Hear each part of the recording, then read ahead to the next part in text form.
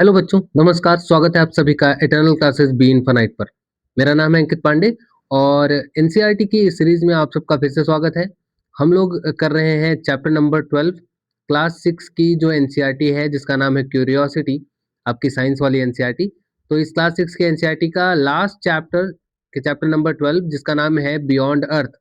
इसका हम लोग पार्ट 1 ऑलरेडी कंप्लीट कर चुके हैं। आज हम लोग करने वाले हैं पार्ट नंबर 2। ठीक है, तो पार्ट नंबर 2 में हमको क्या पढ़ना है, इसके आगे हमने हमने सबसे पहले रिवाइज कर लेते हैं कि कल हम लोगों ने क्या पढ़ा था। तो अगर आपको याद हो तो कल के वीडियो में हम लोगों ने जो पढ़ा था वो स्टार्स थे, कॉन्स्टेलेशंस थे, है ना? अलग-अलग कॉन्स्टेलेशन हम लोगों ने पढ़े थे, Canis Major, Orion, Taurus, Big Dipper, है ना? लिटिल दीपर, ये सब लोगों के बारे में पढ़ा था। हमने ये भी पढ़ा था कि कैनिस मेजर के अंदर ही हमारा सिरियस होता है यानी साइरस होता है। और साइरस क्या है हमारा? अगर आपको याद हो तो साइरस हमारा ब्राइटेस्ट स्टार है स्काई का, ठीक है? तो साइरस हमारा ब्राइटेस्ट स्टार है। इसके अलावा ये देखिए हम लोगों ने नक्षत्र वगैरह के बारे में पढ़ा था, है ना? तो ये सब हमारे पास ये हम लोगों ने कल पढ़ा था। पोल स्टार हमारा कौन से डिपर में पाया जाता है? तो वो लिटिल डिपर में पाया जाता है ना? कौन से वाले को सप्तऋषि बोलते हैं? बिग डिपर या लिटिल डिपर? तो बिग डिपर को हम लोग सप्तऋषि के नाम से जानते हैं। नाइट स्काई वॉचिंग कैसे हो सकती है? स्काई मैप वगैरह ऐप वगैरह के बारे में हम लोगों ने पढ़ा था, ठीक है?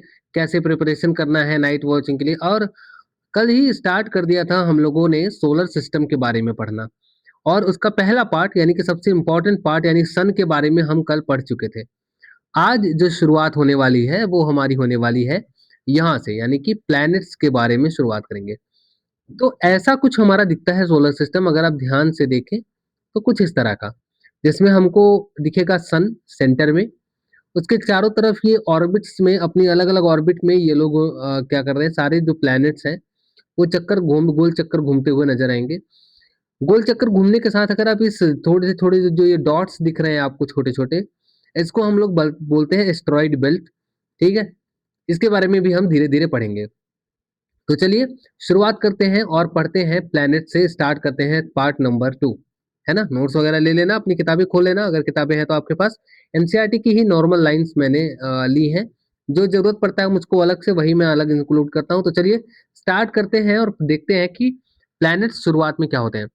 तो अगर कोई पूछे कि प्लैनेट्स क्या होते हैं तो planets are the nearly spherical object, है ना? एकदम प्योर स्फेरिकल शेप में नहीं होते पर नियरली स्फेरिकल ऑब्जेक्ट बोलते हैं। अगर कोई पूछे कि अर्थ का, ठीक है? अर्थ का शेप क्या है? तो अर्थ का शेप भी ये बच्चे स्फेरिकल नहीं है। अभी आपको स्फेरिकल बोल दिया जाता है छोटे बच्चों के लिए, पर याद रखना ये अर्थ का शेप जो है वो आगे कुछ इसको हम लोग अलग से ही एक नाम देते हैं जिसका नाम है जियोइड शेप, है ना? जियोइड शेप मतलब अर्थ जो है वो ऊपर से हल्की सी ऐसे फ्लैट है ना? नीचे से भी हल्की फ्लैट है और ऐसे राउंड है, ठीक है? तो ऊपर और नीचे से हल्का-हल्का फ्लैट है और ऊपर पूरा ऐसे गोला घुमा हुआ है। इसको इलिप्टॉइड शेप भी बोलते हैं और जियोइड शेप भी बोलते हैं। तो जो प्लैनेट्स होते हैं ना, वो सारे के सारे नियरली स्फेरिकल होते हैं, पूरे के पूरे एकदम गोलाकार नहीं होते, एकदम पूरा का पूरा कंप्लीट एकदम परफेक्ट स्फीयर नहीं होता। वो ऊपर से और नीचे से कुछ हल्के-हल्के दबे-सबे से अजीब-अजीब तरह के होते हैं। अब ये स्फेरिकल होते हैं, पहली बात नियरली स्फेरिकल शेप होता है, दूसरा इन ये सन के अराउंड घूमते हैं यानी कि रिवोल्यूशन करते हैं, ठीक है? क्या करते हैं? रिवोल्यूशन करते हैं और रिवोल्यूशन कहाँ पे? एक फिक्स्ड ऑर्बिट पे, समझ आया? एक फिक्स्ड ऑर्बिट पे, इनका एक ऑर्बिट है, ये आप जो गोले देख रहे हैं व्हाइट कलर के से, इनको हम बोलते हैं इनका ऑर्बिट है। तो अर्थ का अपना ऑर्बिट है, आपने मरकरी, वीनस, अर्थ, मार्स इन सब का अपना ऑर्बिट होता है। The Earth takes nearly 1 year to complete 1 revolution, मतलब 1 ईयर में कितने दिन होते हैं हमारे पास? 365 डेज़ ना? तो ये 365 या 366 अगर लीप ईयर ले लो तो टोटल ये 365 दिन लगता है अर्थ को अपना एक चक्कर यहाँ पे कंप्लीट करने में, ठीक है? तो अपना एक चक्कर कंप्लीट करने में अर्थ को जो टाइम लगता है उसको भी हम कह सकते हैं कि ये रिवॉल्यूशन कर रहा है। लाइक द अर्थ की तरह ही there are other planets that revolve around the sun, है ना? ये सारे प्लैनेट्स जो आपको बारी-बारी से दिख रहे हैं, वो सारे प्लैनेट्स सन के चारों तरफ घूमते हुए आपको नज़र आएँगे। समझ आया? और एक चीज़ खास बात यहीं पे याद रखिएगा, जितने भी प्लैनेट्स होते हैं ना, ये सारे प्लैनेट्स नॉन लुमिनस होते हैं, ठीक है? मतलब इनके पास खुद की लाइट नहीं होती है, ये सन की लाइट से ही चमकते हैं, ठीक है? तो ये नॉन लुमिनस होते हैं। समझ आया? तो पहली बात तो नॉन लुमिनस, दूसरा नियरली स्फेरिकल शेप, और तीसरा और सारे जो प्लैनेट्स होते हैं वो सन के चारों तरफ घूमते रहते हैं। टोटल प्लैनेट्स की बात करें तो हमारे पास 8 प्लैनेट होते हैं।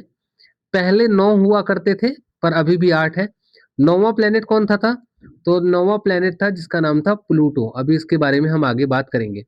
इस प्लूटो को 9वां प्लैनेट बोला जाता था और ये प्लैनेट को बाहर निकाल दिया गया था, प्लैनेट्स की कैटेगरी से इसको हटा दिया गया था। अब अगर सन के सबसे नजदीक से लेकर सबसे दूरी तक, यानी कि इंक्रीजिंग ऑर्डर में अगर बात करें डिस्टेंस के, कि सबसे नजदीक कौन है और उसके बाद आगे बढ़ते चले जाएं, तो सबसे पहले सन के नजदीक सबसे पहला जो प्लेनेट आता है वो है मरकरी। ठीक है, यहाँ पे आपको फिगर में दिख रहा होगा, ये छोटा वाला जो है शेप, ये मरकरी है हमारे पास सन के ठीक बगल में। ठीक है, इसके बाद जो दूसरा प्लेनेट आता है वो है वेनस। तीसरा प्लेनेट जो आता है अर्थ। चौथा प्लेनेट अर्थ के बाद वो आता है मार्स। मार्स के बाद जुपिटर। जुपिटर के बाद सैटर्न। सैटर्न के बाद यूरेनस। यूरेनस के बाद हमारा नेपच्यून आता है। ठीक है, अब ध्यान से सुनना। 8 प्लेनेट है टोटल। इंक्रीजिंग ऑर्डर में डिस्टेंस के हिसाब से सूरज के सबसे नजदीक, सूर्य के सबसे नजदीक है मरकरी, फिर है वीनस, फिर है अर्थ, फिर है मार्स, फिर है जुपिटर, फिर है सैटर्न, फिर है यूरेनस और उसके बाद है लास्ट में नेपच्यून। तो ये 8 प्लेनेट हमारे पास ऑर्डर में इस तरह से रखे हुए हैं। समझ आया? शुरुआत के जो 4 प्लेनेट हैं इनको हम बोलते हैं इनर प्लैनेट्स। ठीक है, इनर प्लैनेट्स में कौन कौन, यानी कि मरकरी, वीनस, अर्थ और मार्स।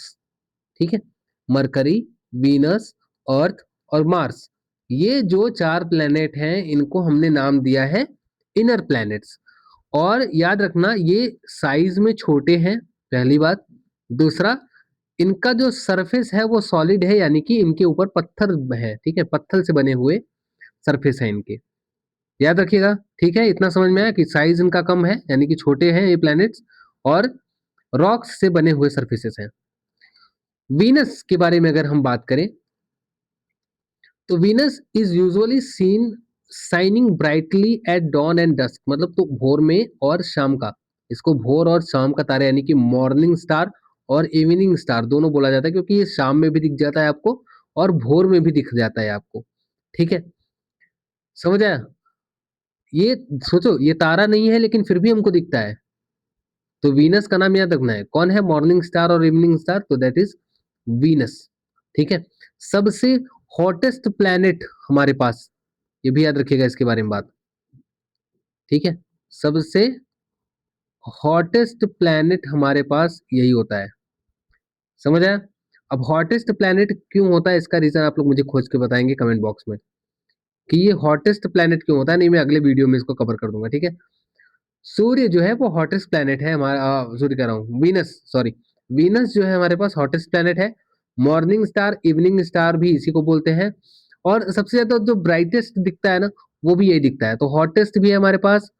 कोई पूछे ब्राइटेस्ट तो भी यही होता है, ब्राइटेस्ट प्लैनेट भी यही दिखता है हमारे पास, ब्राइटेस्ट प्लैनेट भी हमारे पास यही दिखता है। समझ आया? Mars is called the red planet.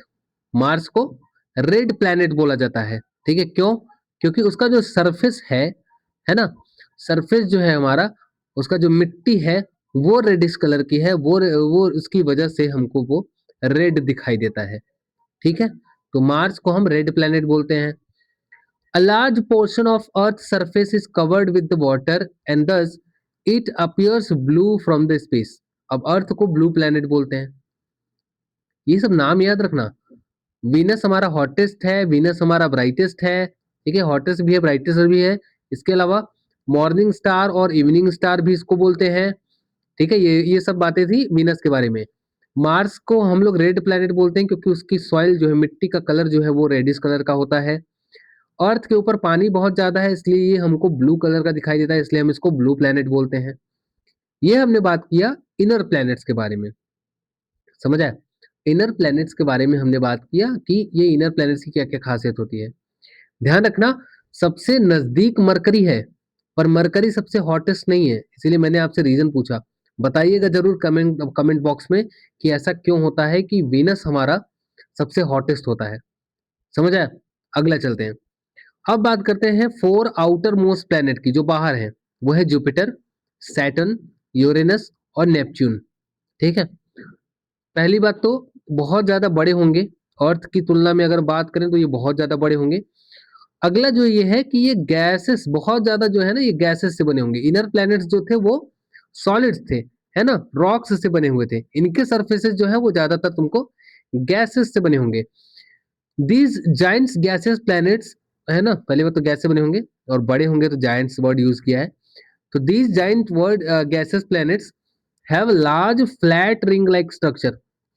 आपको इनके आगे पीछे से रिंग तरह का स्ट्रक्चर देखने को मिलेगा। समझ आया? Planets get most of their energy from the sun, जो हमने शुरू में पढ़ा था कि ये जो है मतलब कि नॉन लुमिनस होते हैं, तो अपनी सारी एनर्जी इनको कहाँ से मिलती है? सन से मिलती है। So the farther they are the colder they are in general, मतलब सूर्य से जितना दूर होते जाओगे एनर्जी उतनी कम मिलती जाएगी। तो जितना दूर ये होते जाते हैं उतना ही ज्यादा ये ठंडे भी होते जाते हैं। The presence of an atmosphere on a planet can trap heat, which can significantly change the temperature of the planet. That is why Venus, for example, is hotter than Mercury, although it is farther from the Sun. ठीक है, ध्यान से सुनना। थोड़ा सा reason बताया, पर ये आंसर नहीं है, ठीक है, ये कंप्लीट आंसर नहीं है। तो मैंने जो आंसर मैं आपसे पूछा है ना, वो अब भी आपका सवाल बना हुआ है कि ऐसा क्यों होता है। इन्होंने कहा कि सूर्य के जितना नजदीक रह पाओगे उतने ज्यादा हॉट होगी, क्योंकि सनलाइट उतना ज्यादा तुम्हारे पास पहुंचेगी। एक दूसरा रीजन ये है कि कितना ज्यादा तुम्हारा जो एटमॉस्फेयर है वो हीट को ट्रैप कर सकता है। मतलब सनलाइट अंदर तो जा रही है लेकिन बाहर नहीं आ पा रही तुम्हारे प्लेनेट से। तो अगर सनलाइट अंदर जा रही है, रिफ्लेक्ट होके बाहर नहीं आ रही, इसका मतलब कहीं पे अंदर ही तुम्हारे ट्रैप हो जा रही है, फंस जा रही है। तो जिस प्लेनेट के पास ये ट्रैप की पावर ज्यादा होगी, है ना, उसका मतलब जिसका एटमॉस्फेयर ऐसा बना है जो कि हीट को ट्रैप कर ले रहा है, वो हॉटेस्ट होगा। मरकरी भले ही सबसे पास है लेकिन वो हीट को ट्रैप नहीं कर सकती, है ना, उसका एटमॉस्फेयर ऐसा नहीं है। ठीक है, या तो है ही नहीं, ये भी वो सवाल हो सकता है। अब जो मैंने सवाल पूछा है वो बताइएगा जरूर, है ना, इसीलिए मैं कुछ आपको बता नहीं रहा हूँ अभी, पर बताइएगा जरूर। या तो एटमॉस्फेयर आपका ऐसा हो कि आपका हीट ट्रैप कर ले, और दूसरा आपको सूर्य के नजदीक भी होना चाहिए। तो वीनस के पास ये दोनों चीजें हैं। उसका एटमॉस्फेयर भी ऐसा है ना, उसके एटमॉस्फेयर में कुछ ऐसा पाया जाता है जिसकी वजह से उसका एटमॉस्फेयर हीट को ट्रैप कर लेता है। अब ऐसा क्या पाया जाता है, यही तो मेरा सवाल है बच्चे, यही तुमको आंसर करता है कि वीनस के एटमॉस्फेयर में ऐसा क्या पाया जाता है जिसकी वजह से वीनस सबसे हॉटेस्ट है, और दूर भी नहीं है, सेकंड नंबर पे आता है, इसलिए ज्यादा हीट है मरकरी से भी, है ना। अगला, while revolving around the sun, the earth is also rotating about its own axis, है ना। ध्यान से सुना, सन के चारों तरफ तो हम लोग घूम ही रहे हैं सारे प्लैनेट्स। जो प्लैनेट होते हैं वो अपनी जगह पर भी ऐसे घूमते रहते हैं, ठीक है, और इस चीज को हम बोलते हैं रोटेशन। ठीक है। अच्छा, रिवॉल्यूशन कितनी देर में हुआ था? रिवॉल्यूशन हुआ था 365 डेज, यानी कि एक कंप्लीट ईयर, एक साल में एक रिवॉल्यूशन कंप्लीट होता है। रोटेशन कितनी देर में होता है? रोटेशन होता है 24 घंटे में, मतलब एक दिन में। अर्थ का जो रोटेशन है उसका वो होता है 24 घंटे में, जिसको हम एक दिन बोलते हैं। तो किसी भी प्लेनेट का, ठीक है, किसी भी प्लेनेट का रिवॉल्यूशन उसका एक साल होता है, और किसी भी प्लेनेट का रोटेशन उसका एक दिन होता है। अब जैसा जिस प्लेनेट की स्पीड होगी वैसा उसका रिवॉल्यूशन और रोटेशन होगा। समझ आया? चलिए, among the planets it is easiest to identify Venus which is bright, very bright, सबसे ब्राइटेस्ट है after the sun, and the moon. Venus is the brightest object in the sky. ठीक है, सन और मून के बाद सबसे जल्दी अगर किसी चीज को पहचान सकते हो तो वो वीनस है, क्योंकि वीनस जो होता है वो सबसे ब्राइटेस्ट होता है, अभी मैंने पीछे ही बताया। Mercury, Mars, Jupiter and Saturn can also be seen with the naked eyes. इन ये प्लैनेट जो है मरकरी, मार्स, जुपिटर और सैटर्न, इनको भी हम नेकेड आई से देख सकते हैं। बस हमको पता क्या होना चाहिए, पिछली क्लास में अगर आपने पार्ट 1 इसका देखा है तो मैंने वहां बताया था कि आपको क्लियर स्काई वगैरह चाहिए, आपको टेलीस्कोप वगैरह अगर आपके पास है तो देख सकते हैं, ठीक है। They are so far away that they look like shining dots just like a star, and how can be distinguish between the planets and the star? Unlike planets the stars appears to twinkle a lot. पहला बात तो, पहला reason तो ये कि भैया सब तो एकदम छोटे छोटे डॉट्स की तरह दिखते हैं, कैसे फर्क पता करेंगे कि स्टार्स है कि प्लेनेट है? तो पहला तो फर्क ये है कि बच्चे, स्टार्स जितने भी हैं ना, तुमको वो चमचमाते हुए दिखेंगे, मतलब उनका ऐसा लिखिएगा, लगेगा तुमको कि ट्विंकलिंग कर रहे हैं ना, मतलब ये ऐसा ट्विंकलिंग समझते हो, जल बुझ रहे हैं ऐसा टाइप का लिखेगा, झिलमिलाते हुए, ठीक है। और प्लैनेट्स में ऐसा नहीं दिखेगा, क्योंकि प्लैनेट्स में तो भैया पहली बात तो नॉन लुमिनस है, किसी और की एनर्जी से वो लोग जल रहे होते हैं, ठीक है। While many of the objects in the sky can be seen with our naked eyes directly, we can see them brighter and larger using a pair of binoculars, जिनका नाम होता है टेलीस्कोप। तो टेलीस्कोप की मदद से आप दूर के ऑब्जेक्ट्स को देख सकते हो, ठीक है। A telescope also helps us view many dim objects not visible by our naked eyes directly। मतलब बहुत सारे ऐसे ऑब्जेक्ट्स को भी टेलीस्कोप दिखा देता है जो कि बहुत डिम है ना, और जो नेकेड आइज से हमारे नहीं दिख रहे हैं उनको भी हमको देखने में मदद करता है टेलीस्कोप। तो एक चीज आप समझ लो कि अगर आपको दूर का ऑब्जेक्ट, स्काई में कोई भी ऑब्जेक्ट देखना हो, आकाश में कोई ऑब्जेक्ट देखना हो, तो उसके लिए आपको ये मशीन जो आपको दिख रही है, ये इंस्ट्रूमेंट जो आपको दिख रहा है, इसको हम बोलते हैं टेलीस्कोप, ठीक है। तो इसकी हेल्प से आप देख सकते हैं। From ancient time various names have been used across India for the planets visible in the naked eyes, है ना। जैसे जैसे मरकरी के लिए हमारे पास बुध नाम पड़ा है, वीनस को हमने शुक्र नाम दिया है, अर्थ को पृथ्वी, मार्स को मंगल, है ना। बृहस्पति या गुरु बोलते हैं जुपिटर को, सैटर्न को शनि बोलते हैं। याद रखिएगा, मैंने आपसे शुरू में बताया था कि एक और प्लेनेट होता है जिसका नाम था प्लूटो, ठीक है। अब प्लूटो नेपच्यून से भी दूर था, ठीक है। प्लूटो जो था नेपच्यून से भी दूर था, ये रिवॉल्व करता था सन के चारों तरफ, ठीक है। तो इसका नाम हमने इसको प्लैनेट्स की कैटेगरी में रखा हुआ था। It is smaller than the earth moon, मतलब ये जो हमारा मून है ना, अर्थ का जो मून है, वो जो मून हम देखते हैं उससे भी छोटा था ये। When it was discovered, it was called a planet of the solar system. But बाद में क्या होता है, when some more small objects were discovered, हमने क्या किया, और भी छोटे छोटे ऑब्जेक्ट्स हमने डिस्कवर किए। तो 2006 के अंदर इंटरनेशनल एस्ट्रोनॉमिकल यूनियन IAU के बारे में हम पीछे भी पढ़ चुके हैं। इन्होंने क्या किया, इन्होंने रीडिफाइन किया कि किसी चीज को हम प्लेनेट कब बोल सकते हैं, ठीक है। तो एक साइज इन्होंने फिक्स किया कि इस साइज के ऑब्जेक्ट्स को हम प्लेनेट बोलेंगे। जब ये डेफिनेशन, नई वाली डेफिनेशन दी आई है ना, नई वाली डेफिनेशन आई प्लेनेट की, उसके बाद प्लूटो को प्लेनेट की कैटेगरी से हटा के ड्वार्फ प्लेनेट की कैटेगरी में डाल दिया गया, क्योंकि इसके साइज के बहुत सारे और ऑब्जेक्ट हमको सन के चारों तरफ घूमते हुए दिखे, ठीक है। तो हमने इसको प्लेनेट की कैटेगरी से निकाल दिया। तो 9 से हमारे पास प्लेनेट रह गए 8, और 2006 के अंदर निकाला गया कौन सी बॉडी है, इंटरनेशनल एस्ट्रोनॉमिकल यूनियन। इन्होंने एक नया डेफिनेशन दिया है प्लैनेट्स का, और उसके हिसाब से उस प्लैनेट मतलब डेफिनेशन में प्लूटो फिट नहीं होता था, इसलिए इसको हटा के हम लोगों ने ड्वार्फ प्लैनेट की कैटेगरी में इसको डाल दिया। इतना समझ में आया क्या? आगे चलते हैं।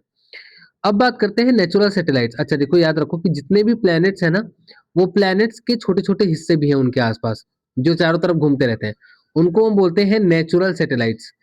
Objects that move around planets are commonly called satellites. ऐसे ऑब्जेक्ट्स जो कि प्लैनेट्स के चारों तरफ घूमते हो, उनको हम नेचुरल सैटेलाइट्स कहते हैं, उन्हीं प्लैनेट का। जैसे जैसे ये अर्थ है, और अर्थ के चारों तरफ ये मून है जो घूमता रहता है, ठीक है।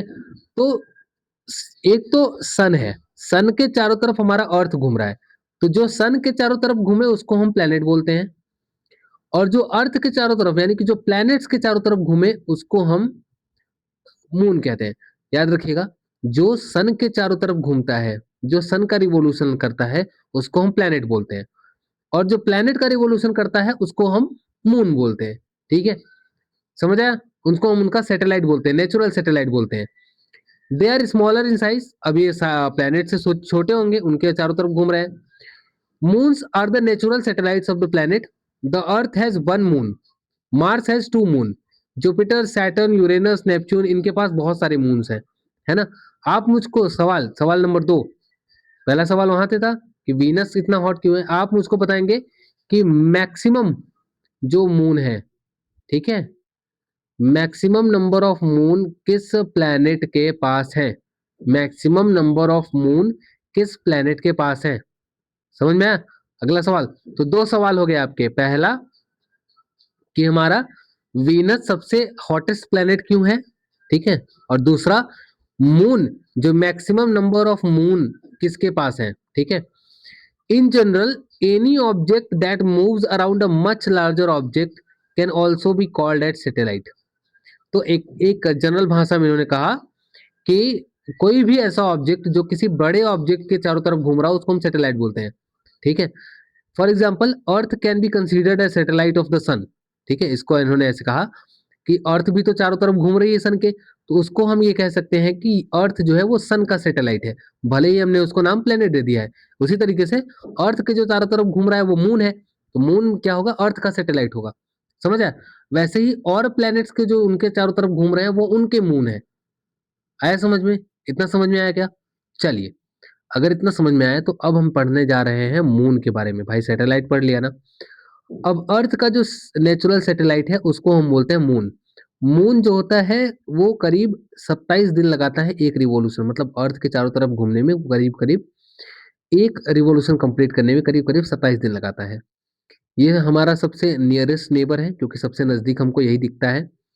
Unlike on the Earth there are hardly any atmosphere on the moon, मतलब जैसा हमको अर्थ पे जीवन संभव दिखता है ना, एटमॉस्फेयर है हमारे पास, है ना, एक प्रॉपर कंडीशन है, टेम्परेचर अच्छा है, बैलेंस्ड है, पानी है, हवा है, ये सारी चीजें आपको मून में ऐसे देखने को नहीं मिलेंगी।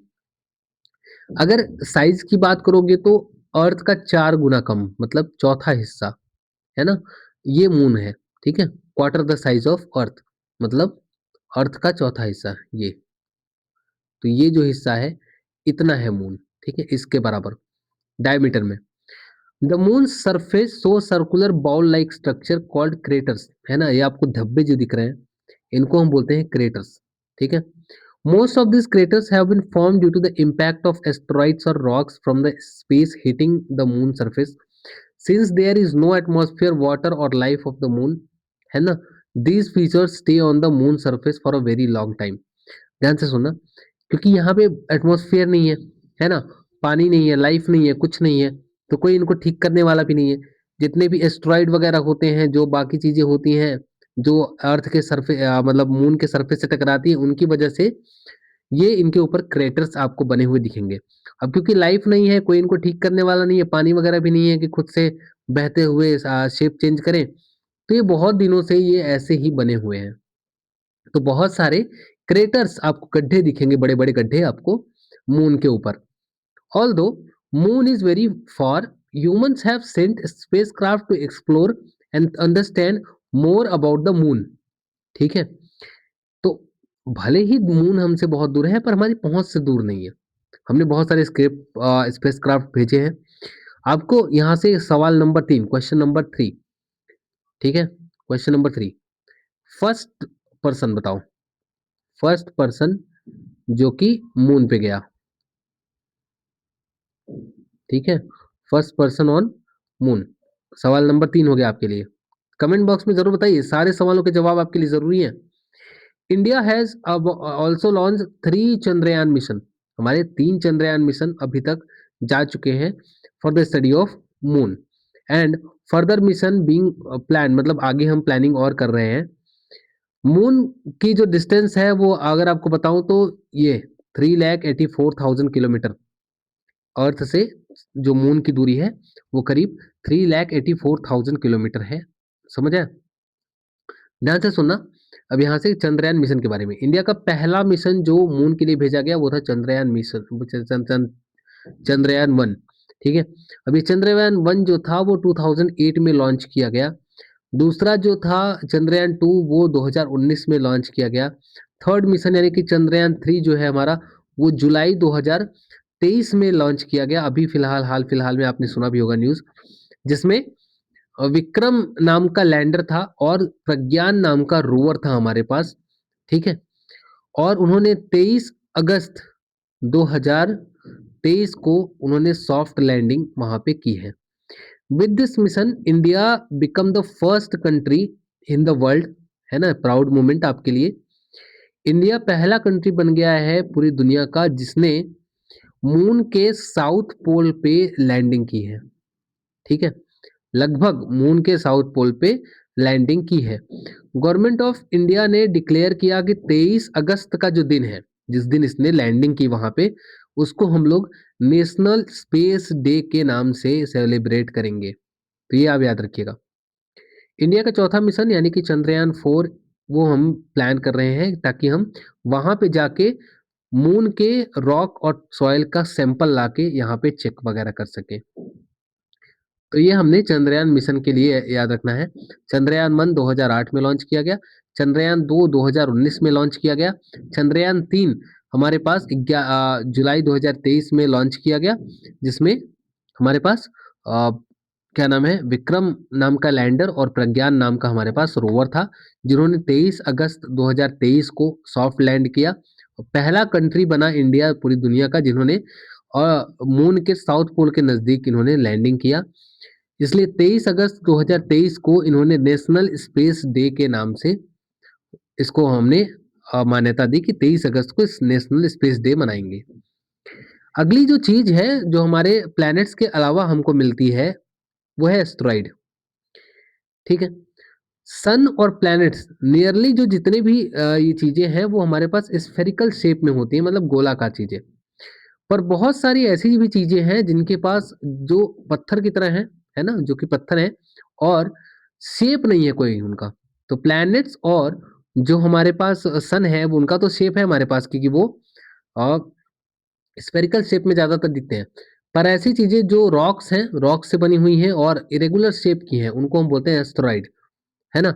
अब ये बहुत सारे एस्टेरॉइड ऐसे हैं जो कि हमारे सोलर सिस्टम में रहते हुए सन के चारों तरफ घूमते हैं, है ना। अब बहुत सारा आपको हिस्सा दिखेगा जो कि मार्स और जुपिटर, ठीक है, मार्स और जुपिटर के बीच में एक पूरा एस्टेरॉइड की बहुत सारी जनसंख्या दिखेगी, मतलब बहुत सारे एस्टेरॉइड एक साथ आपको घूमते हुए नजर आएंगे। उनको हम बोलते हैं पूरा एस्टेरॉइड बेल्ट। ठीक है, अब ध्यान से सुनना, ध्यान से सुनना, ये देखो, मैं दिखाता हूं तुमको, ये देखो, इस इमेज में ये बीच में देखो, यहाँ पे आपको दिख रहा है ये है मार्स, ठीक है, ये प्लेनेट, और ये है हमारा जुपिटर। इन दोनों प्लैनेट्स के बीच में ये वाली लाइन, ठीक है, दिख रही है। यहाँ पे देखो आपको छोटे छोटे ये जो डॉट्स दिख रहे हैं, ये सब के सब एस्टेरॉइड हैं। इनमें से कोई भी गोल शेप का नहीं, स्फेरिकल शेप का नहीं है, सबके शेप इरेगुलर हैं, किसी भी शेप के साइज के कुछ भी हो सकते हैं, ये समझ आया। तो ये हमारे पास एस्टेरॉइड बोलते हैं, किसके किसके बीच में आता है, मार्स और जुपिटर के बीच में एस्टेरॉइड बेल्ट मिलती है हमको, है ना। बहुत बार ऐसा होता है कि एस्टेरॉइड जो है वो हमारे अर्थ से टकराने वाला है, क्योंकि बहुत सारे एस्टेरॉइड ऐसे हैं जो कि अर्थ के आसपास के इलाके से भी घूमते रहते हैं। अगर कोई पूछे कि साइजेस क्या हो सकते हैं एस्टेरॉइड के, तो 10 मीटर से लेके 10 मीटर यानी कि 10 मीटर, उनसे लेके 500 किलोमीटर इतने बड़े तक एस्टेरॉइड आपको मिल सकते हैं। समझ आया? ठीक है, अगली जो चीज आपको मिलेगी वो है कॉमेट। एस्टेरॉइड के बाद जो नेक्स्ट चीज आपको मिलेगी वो है कॉमेट्स। कॉमेट्स क्या होते हैं? Sometimes we have visitors from the outer regions of the solar system, है ना, मतलब ये अलग से ही आते हैं। ठीक है, ऐसा दिखता है कुछ, ध्यान से देखना कॉमेट्स को, जिसको आप लोग पुच्छल तारा बोलते हो, टूटा हुआ तारा बोलते हो, ठीक है, ये भी जो बोलो। तो these objects with long tail are called comets, मतलब इनके पास एक पूंछ होती है ना। एस्ट्रॉइड आपने पढ़ा था, एस्ट्रॉइड के पास क्या क्या ऐसे घूम रहे हैं बस, है ना, चारों तरफ। इनका कोई शेप फिक्स नहीं है, पर इनका देखो, इनके पास फिक्स है कि ये एक शेप दिखेगा, क्योंकि ये इतनी दूर से इतने तेज आते हैं ना कि इनके अंदर जो है वो ऐसा आपको दिखेगा वेव जैसा। आपने टूटा हुआ तारा देखा है ना, बस वही है कॉमेट। ठीक है, इमेजिन कर लो। They are made up of dust, gases, rocks, ice, इन सब के बने होते हैं ये, है ना, धूल, गैसेस, पत्थर, बर्फ। As a comet approaches closest to the sun, the frozen material in it start evaporating, धीरे धीरे जैसे जैसे वो सन के आसपास नजदीक आता जाता है, तो इनका जो आइस वाला पार्ट है वो इवोपोरेट होता है। This evaporating material forms the tail of the comet, इसी इवोपोरेशन की वजह से इनका जो पूंछ बनी हुई है ना, ये जो पूंछ बनती है इनकी, इसी इवापोरेशन की मदद से बनती हैं। जब ये इनका इवापोरेशन होता है तो वो धुएं की वजह से इनका ये पूंछ बनता है। Comets appear dim as they move away from the sun and then it is not possible to see them with naked eyes। मतलब बहुत ज़्यादा देर तक आप इनको देख नहीं सकते। जैसे-जैसे ये सन के नज़दीक आते हैं तो हमको दिखते हैं, सन के से दूर जाते हुए ये हमको नहीं दिखते। Many comets have been found that revolve around the sun। कई सारे ऐसे कॉमेट्स आपको दिखेंगे जो कि सन के चारों तरफ घूमते हुए नजर आएंगे।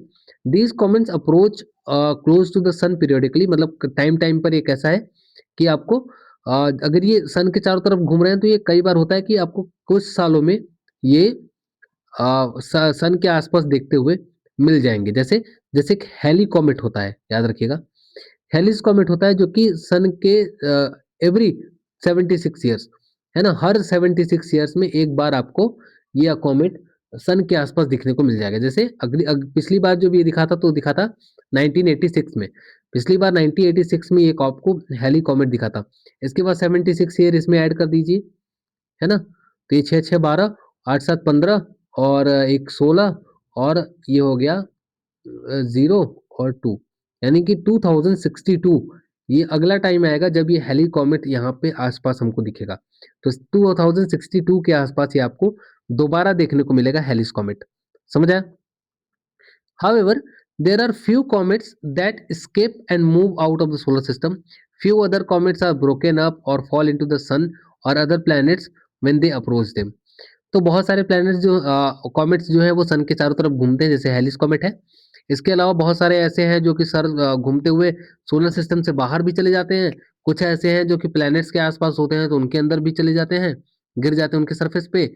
तो कॉमेट्स यही है, ठीक है। पूंछ होता है उनके पास, है ना। ये पूंछ किससे बना होता है? तो उनके पास आइस होता है, आइस से बने होते हैं ये। और जब ये सन के नजदीक आते हैं तो ये आइस जो है इवोपोरेशन, क्योंकि हीट के कारण इवोपोरेट करना शुरू करता है, बर्फ से हाँ, गैस में चेंज होना शुरू होता है और इसी वजह से इनका हमको एक पूंछ दिखती है। संस्कृत में और कई अदर लैंग्वेजेस में कॉमेट को हम धूमकेतु के नाम से जानते हैं, है ना। बहुत सारी इंडिया में ट्राइब्स अभी भी ऐसी हैं जो इनको पुच्छल तारा, है ना, या जिंदिया तारा, जैसे कि एक फ्लैग की तरह आपको दिखेगा, जिंदिया झंडा तारा या फिर पुच्छल तारा के नाम से इनको अभी भी बहुत सारे लोग जानते हैं। गाँव में भी लोग इनको जानते हैं। समझ आया? इसी नाम से द सन, ठीक है, ध्यान से सुनना। The sun, 8 planets, their moons, many smaller objects including asteroids, comets together form the solar system. अभी सोलर सिस्टम किससे मिलकर बना हुआ है? तो ध्यान से सुनना।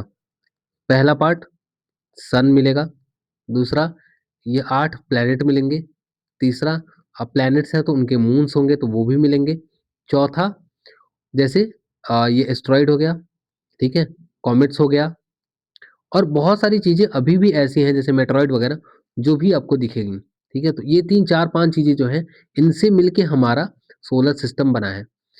Solar system, the sun our star is the largest and heaviest object in the solar system. हमारे सोलर सिस्टम का सबसे बड़ा और सबसे भारी जो ऑब्जेक्ट है वो हमारा सन है ना।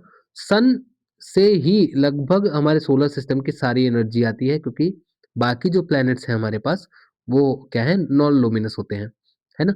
All other objects in our solar system shine due to the sunlight that they reflect from their surface. बाकी चीजें अगर आपको जो चमकती हुई दिखती हैं वो सब इन्हीं जो सन से जो लाइट आती है उनका जो रिफ्लेक्शन होता है उसकी वजह से चमकती हुई दिखती हैं। याद रखिएगा, sun is the only non luminous object, only luminous object. बाकी जो प्लैनेट्स हैं हमारे पास वो नॉन लुमिनस है। अगला जो चीज आता है वो होता है हमारा गैलेक्सी। हमारी गैलेक्सी का नाम है मिल्की वे गैलेक्सी, याद रखिएगा।